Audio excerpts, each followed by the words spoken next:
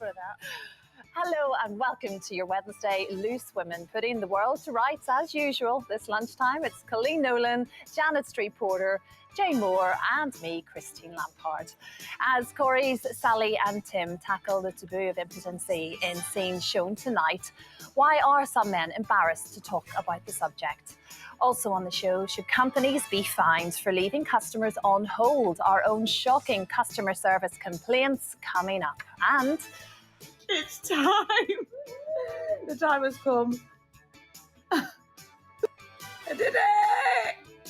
radio presenter Adele Roberts finished her final round of chemotherapy on Monday, and today she'll be telling us how the treatment has, in her words, ravaged her skin, but why overall she is looking to a very bright future. But before any of that, Jane, you are officially 60 and she is feeling it today, ladies and gentlemen. She was celebrating. Well, it's been a week-long celebration, it really, has, hasn't yes, it? it's continuing. That's the slowest I've ever seen you walk. I know. To be fair, yeah. I wasn't sure she was going to make the scene. Oh, gosh. Yeah, no, I had a great day. Oh, my word, the weather was amazing yesterday. Yes. And my friend threw a party for me, my friend who lives nearby. So there, a girls' lunch we had. And I have no idea what time I got home at all. But it was just so lovely. It was so, and they all cooked something. They're all really good cooks. That's why I hang out with them. And you were on the front page of the paper, weren't you? Well, the Sun did me a front page look. Oh, Still loose. Look Probably at that picture. Probably referring to my bowel.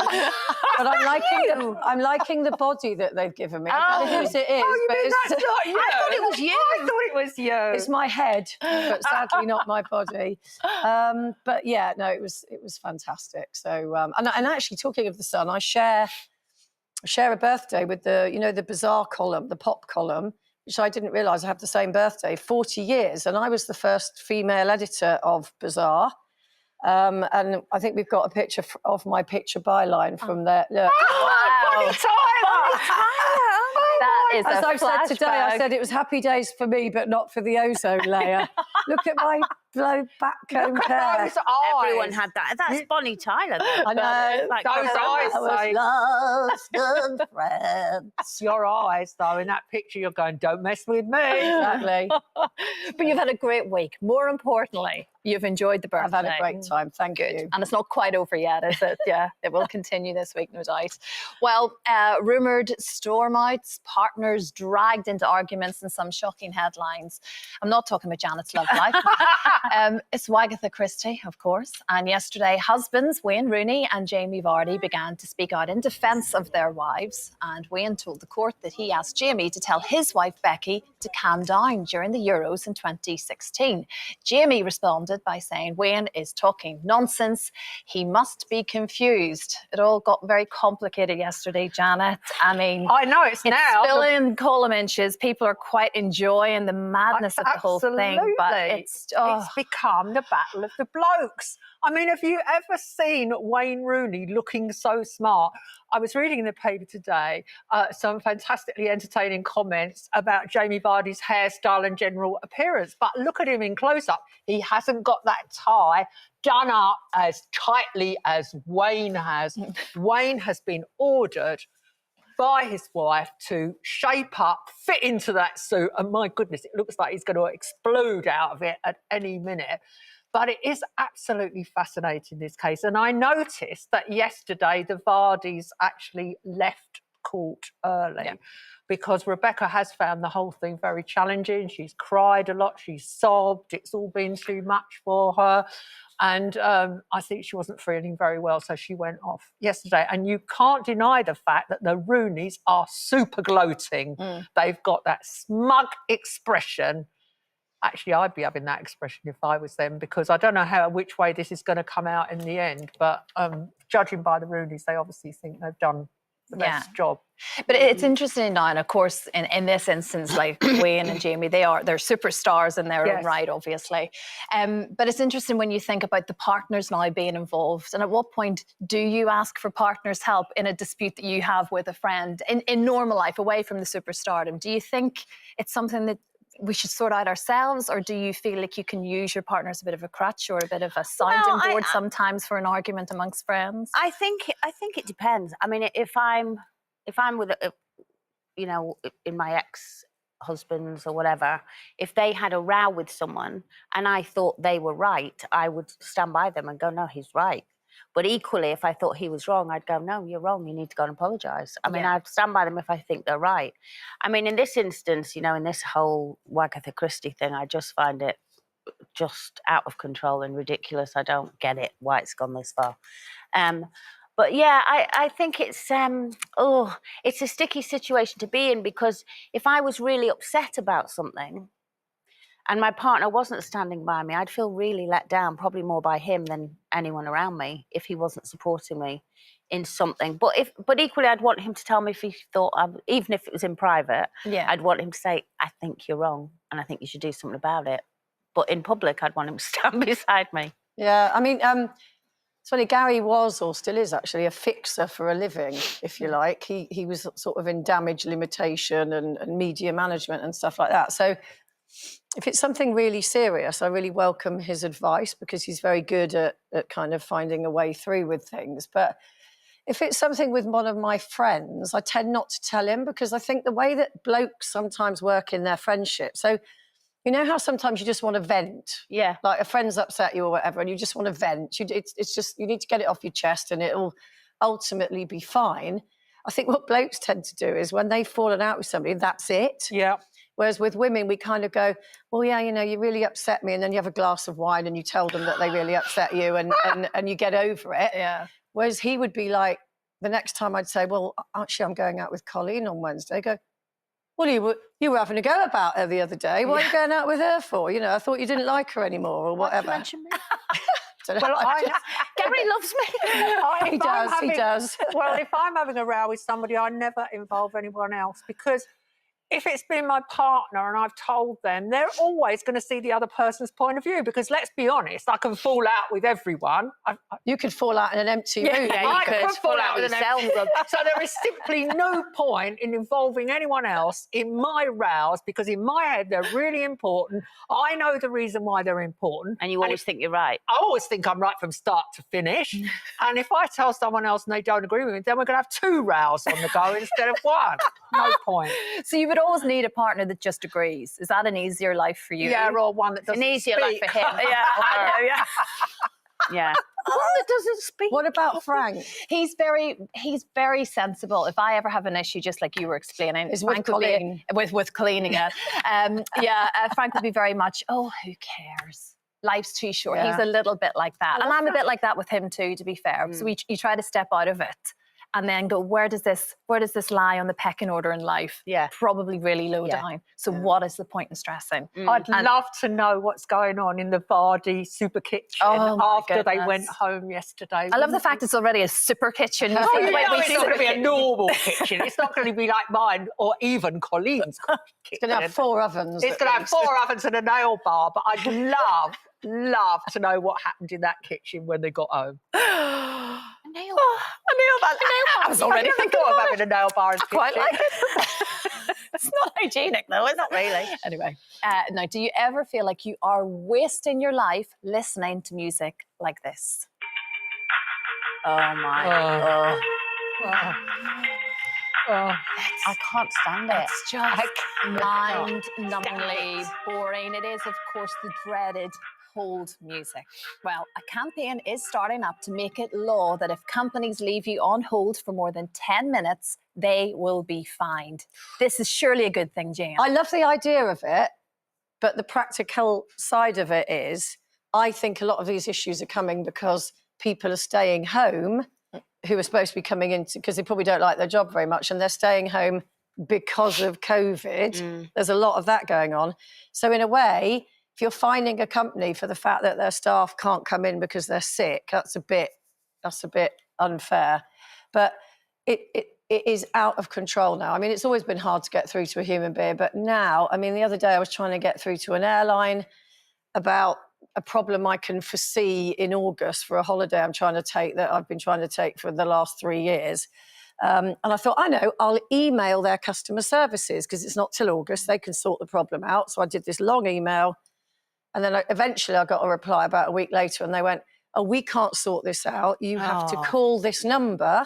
And I called the number and they said, We're sorry, we're so busy that we're not taking phone calls. Oh, it's So I'm like, where am I? Where does that leave me? yeah, and you're being very organised and trying to plan ahead. It's not Yeah. even a last-minute issue. I'm trying And to for- anticipate what I think will be a problem, and it's a luggage problem, which I know you've got. Well, yesterday I tried to understand whether in my budget ticket my suitcase was included or not. So I did what you did, and I thought, I'm not holding on. I can't stand it. I wrote to customer services last Wednesday, and yesterday I got a reply that said, you've got to phone.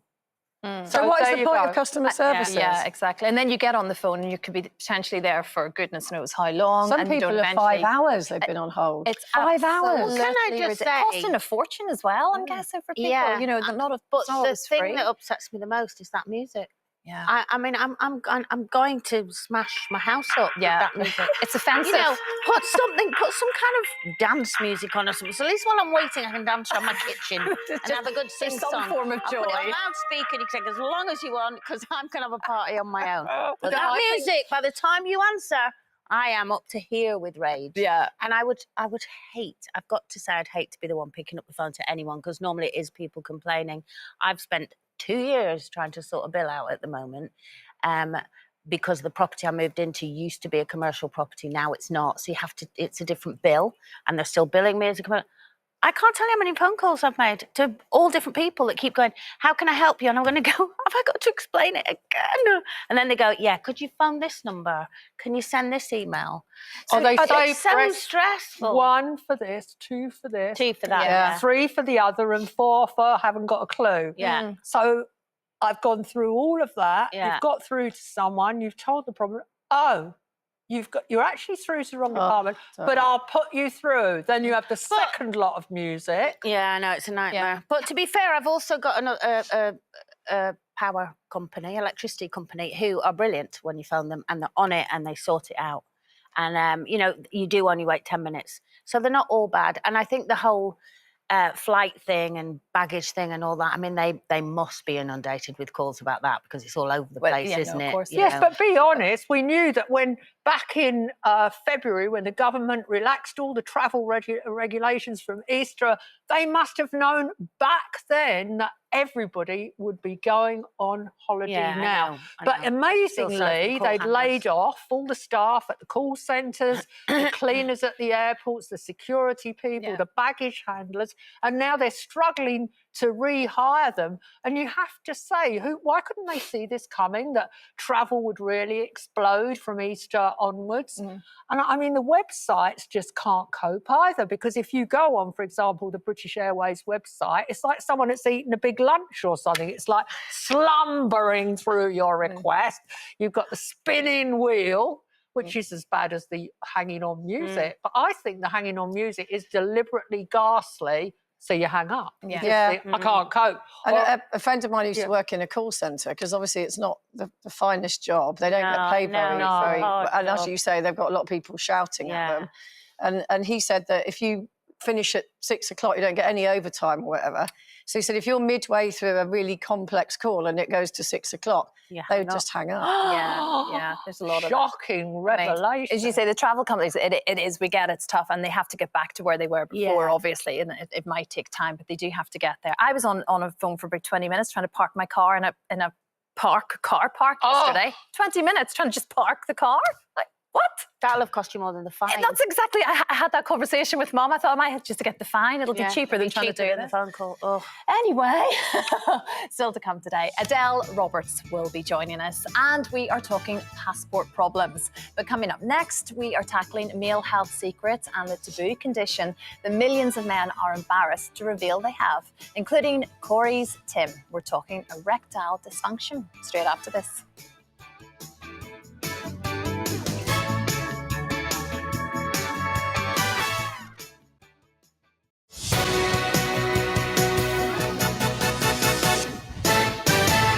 Hello, welcome back. Coming up, we've already done phone problems. Later on, we're tackling passport problems. First, though, it's competition time, but get in quickly because lines close on Friday.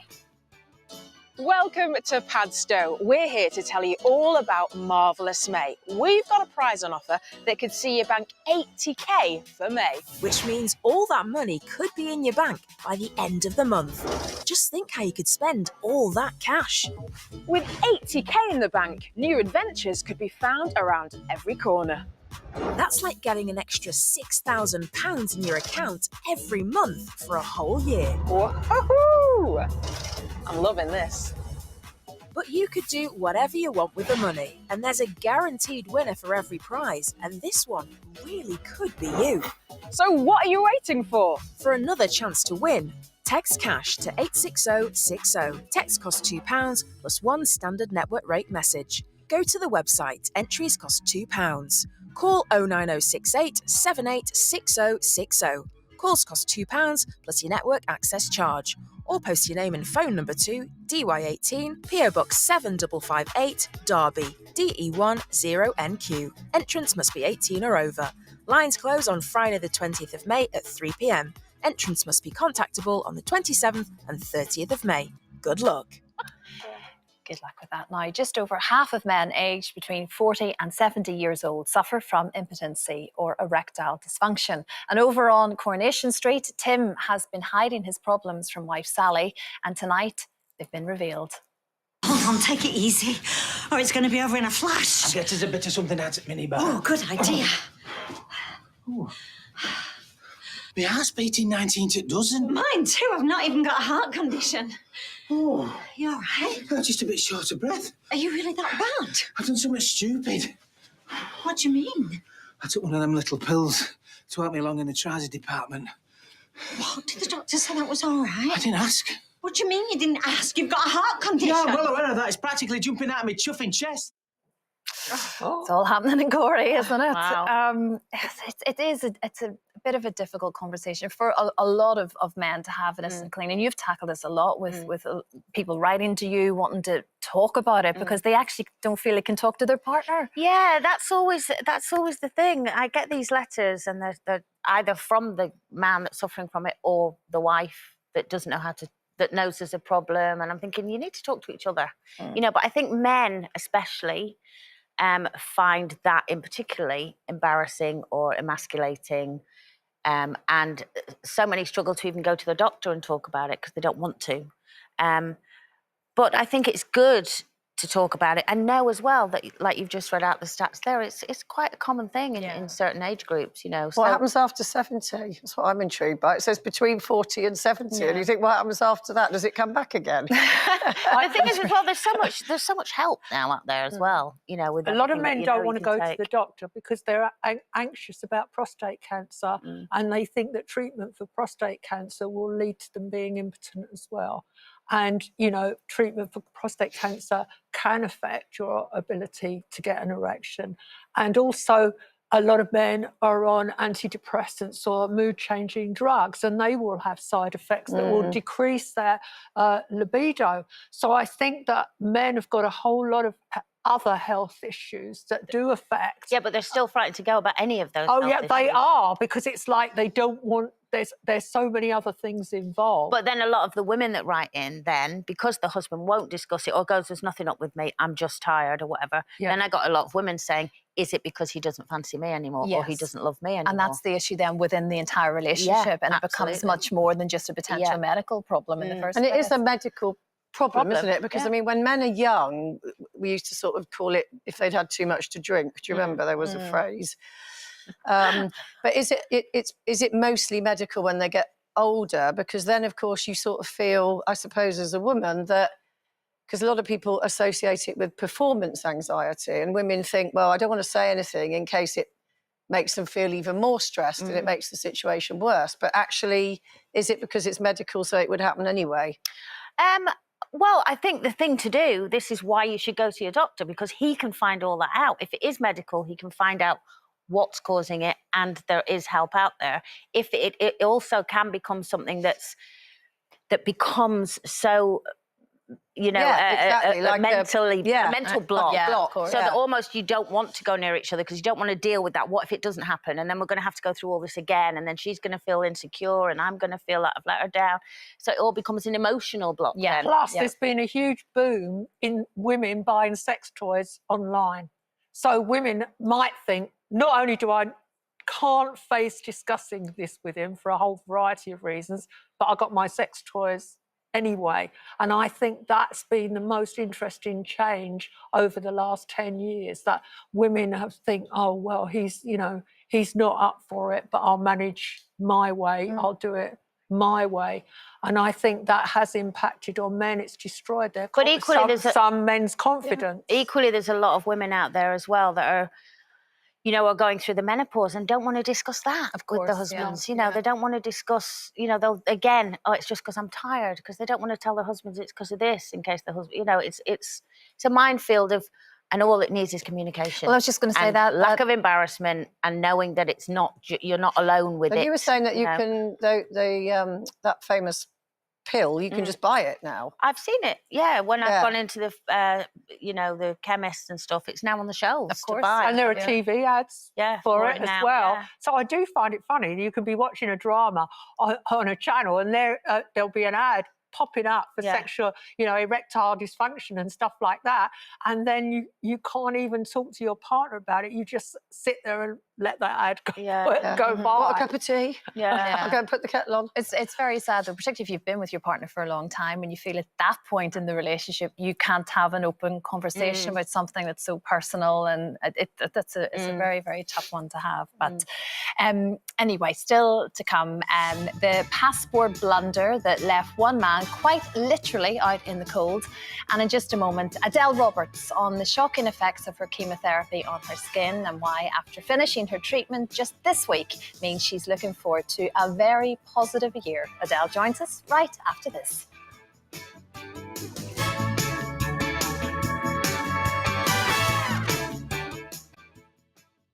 Get ready to shake that thing. On Monday, the Loose Women get busy with dancehall legend Sean Paul.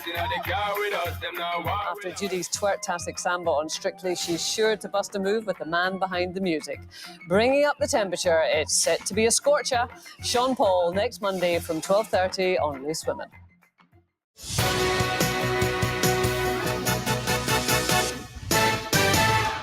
Welcome back to your Wednesday Loose Women. We are getting live and loose all the way until 1:30 alongside me, Christine Lampard. It's Colleen Nolan, Janet Street Porter and Jane Moore.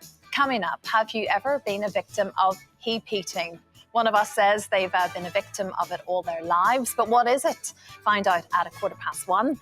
And the decision thousands are facing because of passport backlogs. But would you leave a loved one behind?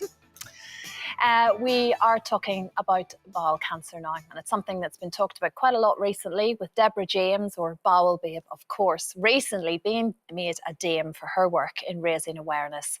And that's something today's guest, radio presenter Adele Roberts, knows all about after being diagnosed in October last year. But this week, after a tough few months, she's finally finished her chemotherapy treatment. I've had some time off. I recently got diagnosed with bowel cancer. But the good news is they found the tumour. I've had surgery. They've taken it away. My body is on the mend and I'm here with you now. I just want to say it's incredible what the body's capable of. It's a huge testament as well to the skill and knowledge and level of care of the NHS. They're amazing. I think I owe them my life. I just wanted to show you my skin, everybody. This is what it looks like, and this is a lot for me to show you because I'm embarrassed. This is chemotherapy cycle 6. It's time! The time has come. I did it! They're gone! You can see my cow tongue now in all its glory. We've done it! And here she is. Please welcome Adele Roberts.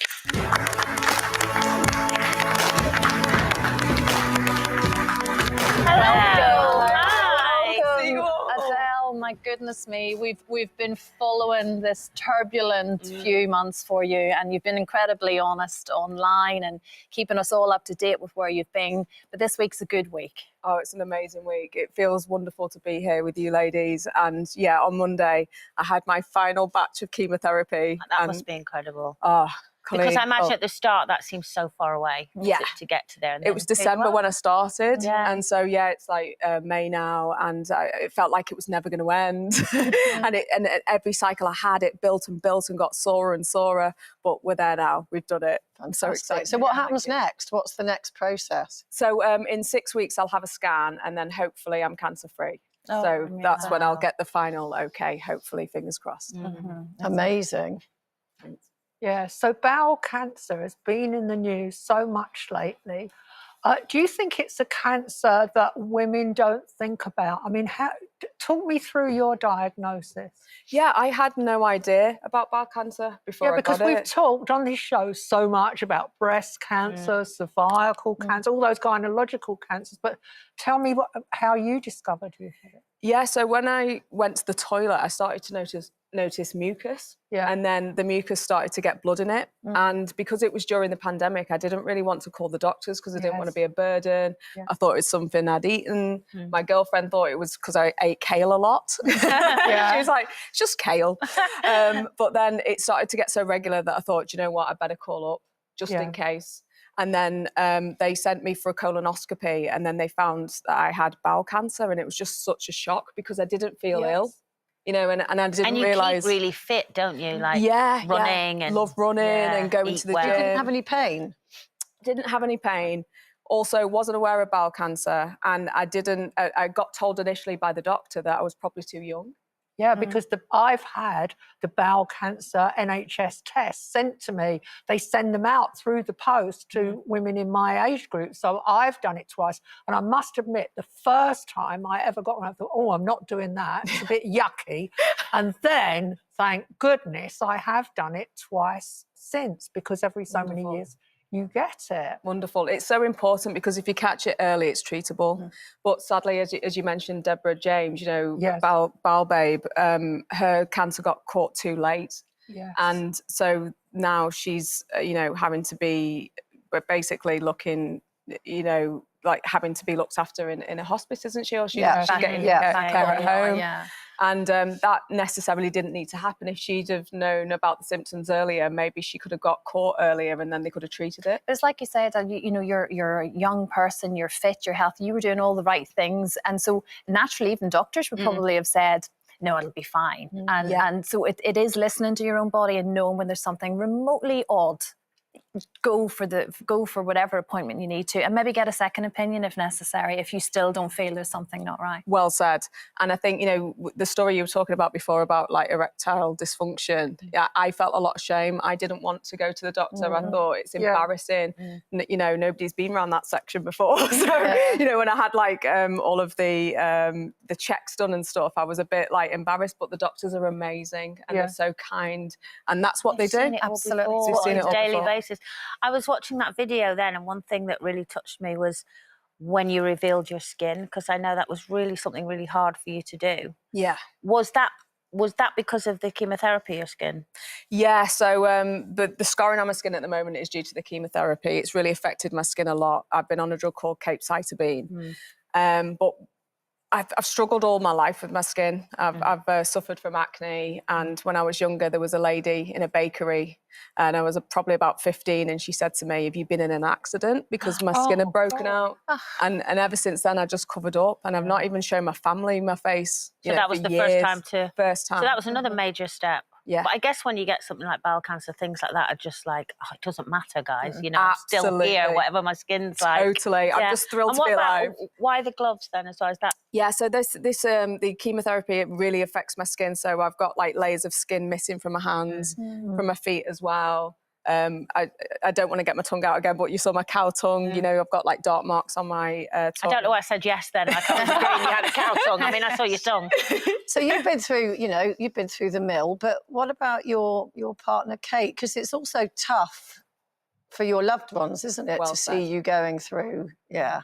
Absolutely. And I think that, you know, I worry about Kate. I hope that she gets the support and help that she needs. I try and be there for her, but yeah, it's a big toll on the family, isn't it, Colleen? You know that, you know, and because they always try and be brave for you. Absolutely. And sometimes you want to scream yourself and cry. Yeah. But you think they're not, so I can't. Yeah. It is hard. Yeah. It's really But you kept working, haven't you? Yeah, I was going to say, you didn't stop working and you made all of the podcast and all those videos and everything. So going forward, what's the next thing you want to achieve? Oh, that's a great question. I think the next thing is hopefully to go on holiday. Yeah. Hopefully be on the beach with my little stoma. So I've got a stoma at the moment. I was going to say, hi, is Audrey. Oh, Audrey, I love Audrey's like part of the family, isn't she? She is. And for people that don't know who Audrey is, because I know Audrey, but I'll let you explain it, Elle. Yeah, so to help me recover from the bowel cancer, I've got a stoma. So it's a little opening on my tummy, which allows me to go to the toilet. Yeah. I've got a little bag to show you if you don't mind me showing you. Why Audrey, by the way? So, do you know the show Little Shop of Horrors? Oh, yeah. And the plant that's called Audrey. Yeah. She's very greedy and naughty. That's what my Audrey's like. So this is the bag that I wear. So I've got one of these on today, and it just sticks on the tummy like that. And this has been pre-cut as well, as you can see. So it fits Audrey. That's what size she is. And is that for life, or can you? It will be reversed goodbye eventually. to Audrey. Yeah. Do you know, you saying that, it makes me feel emotional because she's got me through so much and she's helped save my life, and I will be sad when she goes away. But my girlfriend says, don't worry, she'll still be in there. She'll just be inside your tummy. She still exists at that point. You've come across so many people that have a stoma for all various hosts of reasons, and it's much more common than we think, isn't it? So again, us talking about it today, showing it, that's just what it is. And it's been part of your life for the past few months. And that's wonderful to see you looking so well, actually. And this week has been monumental now in recovery.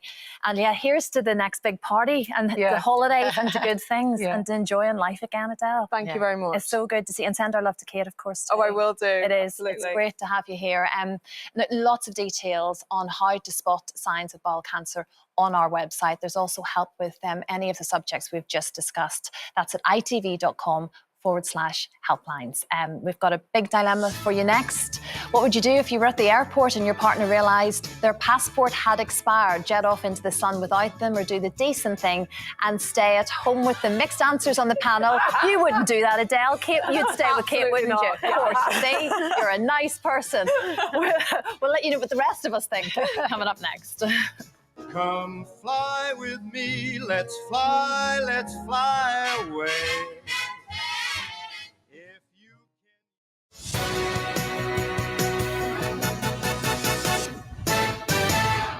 Hello again. In just a minute, Britain is in the middle of a heap heating epidemic, apparently. But what does it mean? We're going to be finding out very soon. Competition time now, though. Lines close on Friday for our £80,000 May prize. We're back to Michelle Ackerley in Cornwall.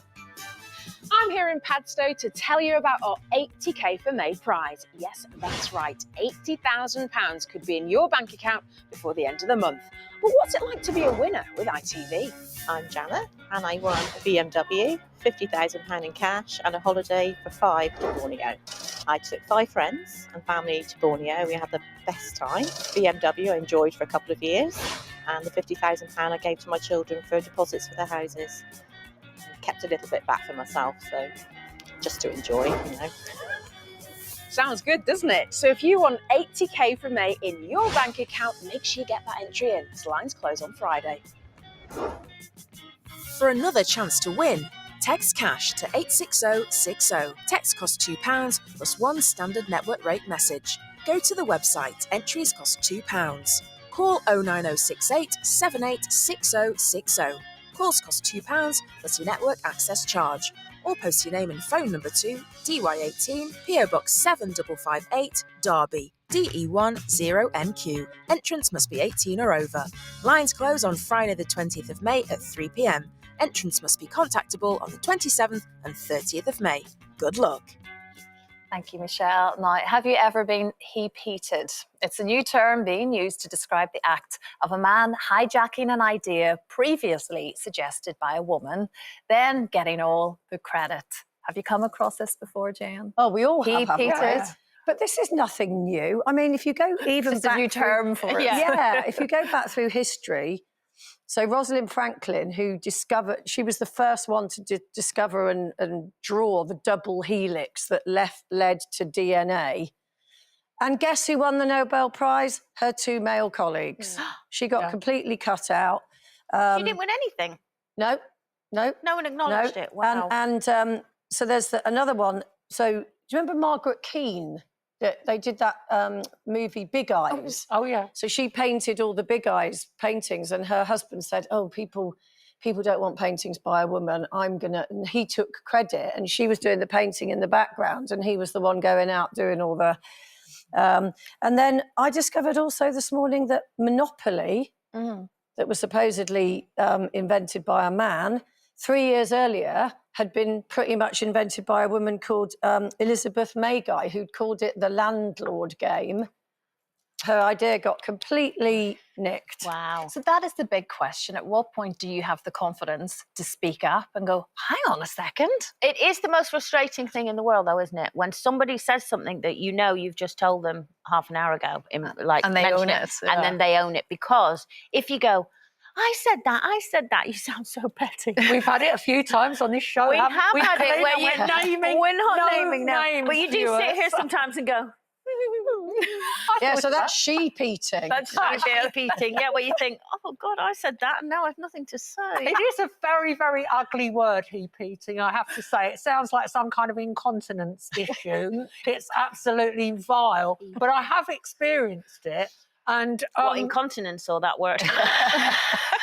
All right, Colleen. Sorry, okay. I was very confused. Got Go your on. snidey remark in for the day, have you? Go on. No, it's. But what I do know is that, as someone who's never embarrassed to speak their mind and say what they are thinking, that when I was an executive and I did speak out my ideas and claim my ideas, I was written up in the press as mouthy, gobby, opinionated. And what I was no different to the men who were working alongside me. Yeah. So I do think that there's a bit of a double standard at work here. But the only way to end heap eating is to be a gobby, mouthy, opinionated person. And to own your views and speak up for them. But I guess if in particular, like you have done, Janet, in your career, where you're surrounded by a lot of men in a very male-dominated world at that point, you're going to come across this all of the time. Oh, she owns it. She owns that title now. You love that title now, don't you? Own it is another expression I can't stand. That's the second one this week. I wonder, has anyone on the panel had that other really annoying expression called looping in? So now people don't reply to your emails, they loop you in. And I thought, what is that? It's just hideous. So, I mean, all these new words are perplexing for people of my generation, even the super smart, socially media savvy ones, and I will not be using the word heap eating. It's like mansplaining. Nicking your idea. Good old-fashioned idea theft. That's what it is. Yeah. Anyway, another thing that I know is going to get you very annoyed, it's delays at the passport office. Oh, we've had a right old rant today. We have. It's just been one of those days. I need to go home and lie down. The delays are continuing, and they're leaving some very unlucky travellers stuck at home this summer. But what if you didn't realise your passport had expired until you'd gotten to the airport? That is exactly what happened to one very unlucky groom-to-be who was refused to board a flight to his own stag do in Sweden after finding out at the airport his passport was not in date. Fortunately, the lads agreed not to leave him behind and they all went to the pub instead. That's a nice thing to do, boys. Well done. That would is you a nice stay or thing would to you do. go? Oh, Colleen? if it was something like that and it was the groom or in our case, in the hen party, if the bride had forgotten to renew her passport, of course I would not go without the bride. We would all But when stay. it comes to your children.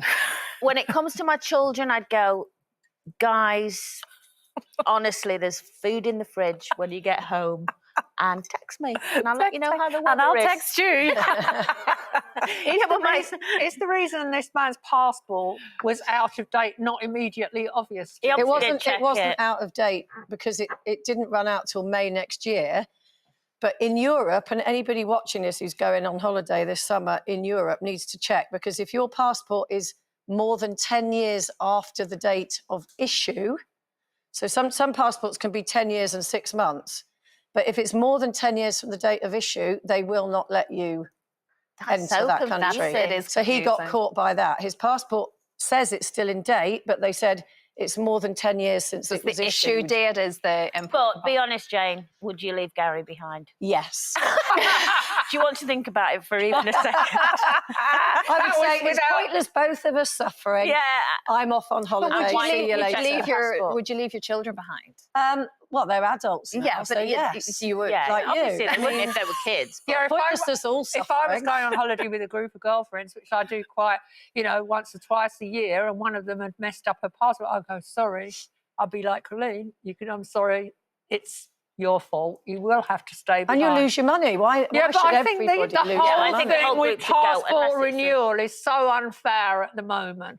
I feel really, really sorry for the hundreds of thousands of people who are waiting for their passports now, not knowing if they'll be able to go on holiday this summer because of these huge delays at the passport office. And it's all very well civil servants saying we're going back to work, but they haven't dealt with the backlog. And I know from my experience last September, when I discovered that my passport had gone missing and I suddenly had to get, I'd paid for this holiday and I had to get a new passport, the level of anxiety it put me through, and I told everyone on the show endlessly. We had and a psychic, didn't we? We had a psychic on the show trying to find it for you. And I finally got my passport 36 hours before I took off. So, I mean, it has become a huge issue. I mean, I read a figure this morning. I think something like 73% of the civil service are not back in the office. And so if it was all running smoothly when they were working from home, you could go, okay, well, fine. But clearly it isn't. What about Frank? Would you leave him? I wouldn't. I wouldn't. I wouldn't. I wouldn't leave Frank. You are such a liar. I would leave Frank. I actually would. But then equally so, if I were the one with, say, a big group of girlfriends, I wouldn't want to be the one that made them stay. I you wouldn't. have I'd to go. Of definitely be course, telling this them is to go. my problem. Yeah. I'd because be you're terrible. nice. I'd try to be, yeah. Do you know what? The poll here says, would you leave a loved one behind at the airport? 28% said yes. Yeah. So we're not. 72% of people are just like me. 72% said no. Yeah. Yeah, but you'd leave your mates. Of course, there's another. No, I would. If I'm the one in trouble and my passport's out, I'd definitely say you But have would you to hate? go. Oh, you. I would feel bad leaving them. I would right. now, to be honest. But You're would telling you me leave the girl whose passport had run out? No, I wouldn't like to. But You'd stay as well either way. Yeah, but yeah. You're She's so not nice. letting You it go. actually make me want to vomit. Anyway, you haven't asked the big question. Who would you rather have holiday with? Your husband or your girlfriend? Well, there's the big question. We'll see you tomorrow on that note. Bye-bye. Bye.